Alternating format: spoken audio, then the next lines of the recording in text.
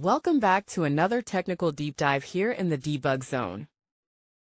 Today we're tackling a big question and breaking it down with insights from other users. Hopefully this clears up some misconceptions and helps you get the answer you need. So buckle up, stay a little curious, and let's jump right in.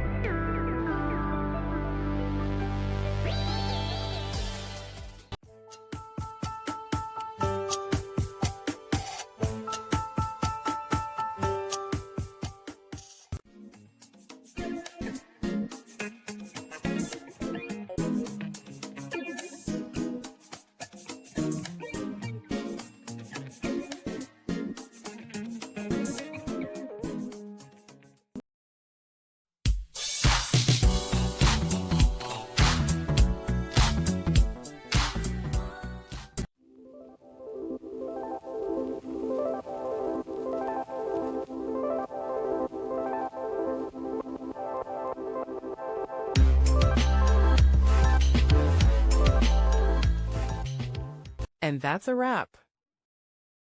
I hope you found the answer you were looking for. If you did, take a second to hit that subscribe button. It really helps out. And let me know in the comments which solution worked best for you. See you next time in the debug zone.